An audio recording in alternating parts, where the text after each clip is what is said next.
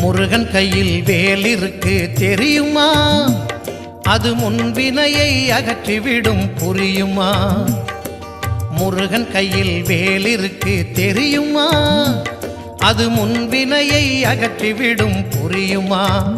வேலை வணங்கி வந்தால் கிடைக்கும் பலன் கொஞ்சமா? தாளை பணிந்து விட்டால் விதியும் நம்மை மிஞ்சுமா? வேலை வணங்கி வந்தால் கிடைக்கும் பலன் கொஞ்சமா? தாளை பணிந்து விட்டால் விதியும் நம்மை மிஞ்சுமா? அந்த முருகன் கையில் வேல் இருக்கு தெரியுமா?